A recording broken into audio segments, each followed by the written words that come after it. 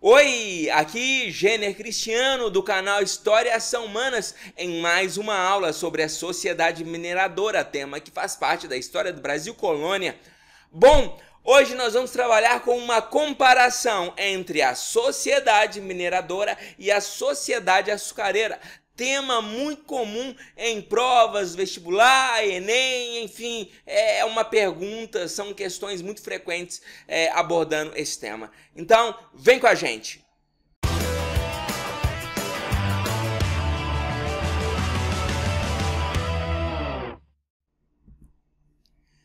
Bom, então vamos começar imediatamente a nossa aula estabelecendo essa comparação entre a sociedade mineradora de um lado e a sociedade açucareira do outro. São importantes momentos da história do Brasil colônia, foram momentos que produziram intensa riqueza para a coroa portuguesa. A sociedade mineradora e sociedade açucareira também trouxeram um grande desenvolvimento das práticas culturais aqui no Brasil. Então, são dois momentos muito importantes de serem analisados e eles são constantemente cobrados em Enem, vestibulares, provas aí da sua escola, provas de concursos. Então, vamos aqui deixar bem claras quais são as principais características e também as principais diferenças entre a sociedade mineradora e a sociedade açucareira. Bom, vamos começar pela sociedade açucareira, que ela é a anterior. A principal característica da sociedade açucareira é uma sociedade mais rural. E para deixar mais claro, trata-se de uma plantation, de uma atividade econômica de plantation. Traduzindo, seria plantagem. Qual é o tripé fundamental da plantation? Em primeiro lugar, nós temos um latifúndio, ou seja, uma grande extensão de terra. Temos também a monocultura, ou seja, o cultivo de um único produto, no caso, a cana-de-açúcar. E esse produto que é desenvolvido, o produto final entregue no final do processo, o açúcar, ele é voltado para a exportação, para o mercado externo, não é para o consumo interno da população da colônia. Então, repetindo, plantation, o tripé básico da plantation. Latifúndio, uma grande extensão de terra, ou melhor dizendo, grandes extensões de terra, onde eu vou cultivar um único produto, a monocultura, e esse produto final, o açúcar, ele é voltado para a exportação, para o mercado externo.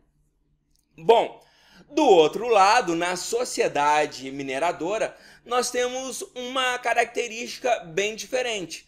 Nós não temos o predomínio de áreas rurais, muito antes, pelo contrário. O que nós temos em Minas Gerais é uma urbanização intensa.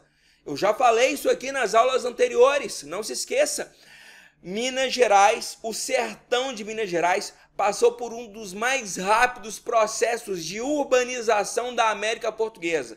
Uma região de sertão, Mata Atlântica e transição entre Mata Atlântica e Cerrado, com a população nativa, ou seja, as várias tribos indígenas, a flora e a fauna era o que tinha aqui. Sertão era uma região distante do litoral, uma região afastada dos núcleos urbanos, uma região de difícil acesso, uma região pouco habitada, pois em um século esse sertão aqui em Minas Gerais vai se transformar em um dos mais rápidos processos de urbanização da colônia, com suas vilas, seus arraiais e, claro, a corrida do ouro proporcionou isso. Vieram pessoas de diversas partes da própria colônia portuguesa, da região nordeste, da região norte, da região sul, do Sudeste, especificamente de São Paulo, e todo mundo foi em direção a Minas Gerais em busca do ouro e depois dos diamantes. E isso provocou esse rápido processo de urbanização.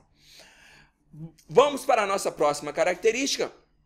Na sociedade açucareira, predominava a família patriarcal, ou seja, o poder era centralizado na figura do pai, especificamente do homem, do senhor de engenho.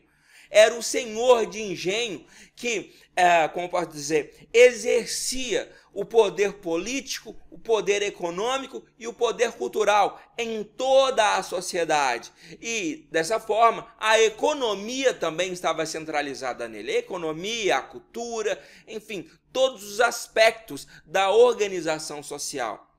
Já na sociedade mineradora, nós temos uma grande diversificação da economia e, por que não dizer, uma grande diversificação cultural.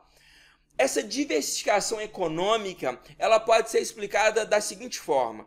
A mineração, claro, era a atividade central, mas a mineração ela precisava de um grande leque de outras atividades para lhe dar sustentação, senão ela não funcionava. Então, por exemplo, o transporte de alimentos, o transporte do próprio ouro de Minas Gerais até o Rio de Janeiro, isso era feito no lombo de mula, meu amigo. Então, o tropeirismo foi uma grande atividade de suporte à mineração e que criou características próprias. O mesmo podemos dizer com a agricultura de subsistência.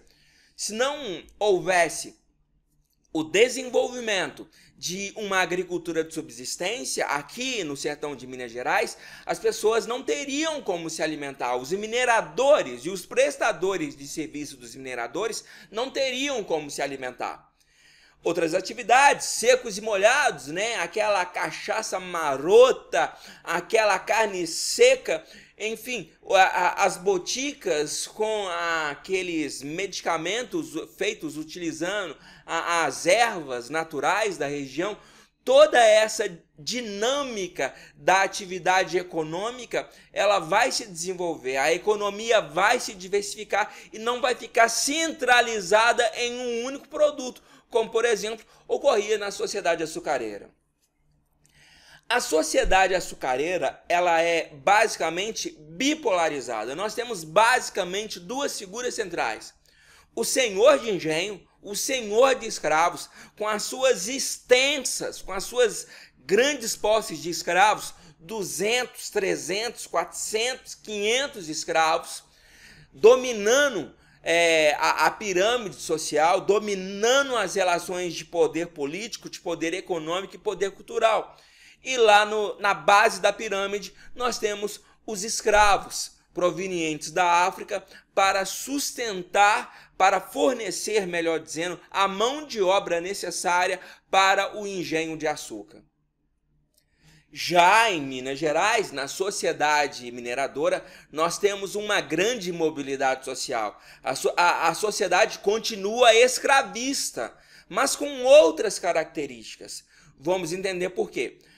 Em primeiro lugar, os proprietários de escravos, eles não tinham o tamanho, a extensão das posses que o senhor de engenho tinha na sociedade açucareira. Se aqui o senhor de engenho tem 200, 300, 400 escravos, em Minas Gerais predominam as pequenas e médias posses.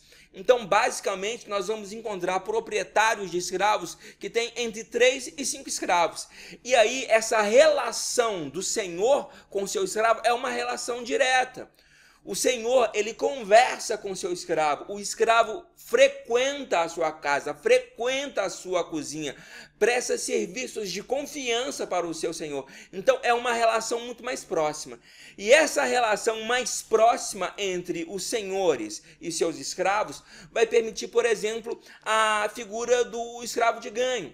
O escravo que depois de prestar serviços durante o dia para o seu senhor, ele ganhava algumas horas para trabalhar para si próprio. E ao trabalhar para si próprio, ele podia acumular, desenvolver um pecúlio, acumular uma poupança. E com essa poupança, ao longo dos anos, ele conseguia comprar a sua liberdade, se transformando em um livre, conquistando a sua alforria. Então, essa possibilidade era possível, era como eu posso dizer, era uma realidade em Minas Gerais. O indivíduo nascia escravo, no decorrer de sua vida ele acumulava pecúlio, comprava a sua alforria e terminava a sua vida como uma pessoa livre. Então essas possibilidades de mobilidade social, que são representadas principalmente pelos escravos, que é a figura mais explorada em toda essa relação econômica, que é a atividade açucareira. Isso demonstra toda a mobilidade, toda a flexibilidade da escravidão em Minas Gerais, e eu vou analisar a escravidão mais especificamente no nosso próximo slide, em nossa próxima aula. Então, mobilidade social na sociedade mineradora. Em contrapartida, nós temos uma sociedade bipolarizada com pouquíssimas possibilidades de ascensão social na sociedade açucareira. E para finalizar essa comparação, atividade econômica. A atividade econômica do açúcar, ela encontra-se em decadência desde a expulsão dos holandeses, ali em 1654. Sabemos muito bem que os holandeses, ao serem expulsos da região Nordeste, eles desenvolveram, eles aprenderam a plantar, refinar e distribuir o açúcar. E quando eles são expulsos, eles vão para o Caribe. E as terras que eles vão encontrar no Caribe são muito mais férteis e muito mais adequadas para a plantação da cana. E aí nós temos a ilha de Cuba, que vai se transformar em um grande produtor mundial, a ilha de São Domingos, que hoje equivale a 2 países, Haiti e República Dominicana, que vai se transformar também no maior produtor de açúcar do planeta Terra. E aí a atividade açucareira aqui na América Portuguesa, aqui na região Nordeste, vai entrar em decadência. Então, a região Nordeste, a sociedade açucareira, no final do século XVII e início do século XVIII, vai apresentar uma atividade econômica que está em decadência. Do outro lado, nós temos um novo centro econômico em Minas Gerais, um novo centro econômico na sociedade mineradora, porque o que Portugal mais procurava desde o início da sua conquista da América Portuguesa, conquista e exploração da América Portuguesa, era justamente os metais preciosos, porque o seu arquirrival, a Espanha, encontrou logo nos primeiros momentos toneladas e toneladas de prata, toneladas e toneladas de metais preciosos. Isso não aconteceu com Portugal, que teve que se contentar, como eu já disse anteriormente, com a exploração do pau-brasil, as drogas do sertão, depois a atividade açucareira em decadência desde a expulsão dos holandeses, e no final do século XVII, mais especificamente entre 1693 e 1695, nós temos a descoberta das primeiras minas de ouro no sertão de Minas Gerais. E aí Portugal não vai encontrar só ouro. Por volta de 1720, 1721, 1728, nós temos a descoberta de diamantes no Arraial do Tejuco, que hoje é a cidade de Diamantina. Então Portugal vai ficar feliz da vida, vai enriquecer muito o seu Estado Nacional, vai enriquecer e fortalecer muito a sua monarquia absolutista, com o ouro e os diamantes provenientes de Minas Gerais, provenientes da sociedade mineradora. Beleza? São esses os principais pontos que nós temos para analisar. E em nossa próxima aula nós vamos finalizar a sociedade mineradora analisando especificamente a dinâmica, as características da escravidão aqui em Minas Gerais. Olha, se você gostou, não deixa de dar o seu like, não deixa de deixar seu comentário, inscreva-se em nosso canal, ative o sininho. E se você acha que o nosso conteúdo é rigoroso, que o nosso conteúdo é bem preparado, então compartilhe essa ideia, compartilhe a nossa base de conhecimento com seus amigos nas redes sociais. Você vai ajudar a gente demais da conta. Muito obrigado, um abraço e até o nosso próximo vídeo.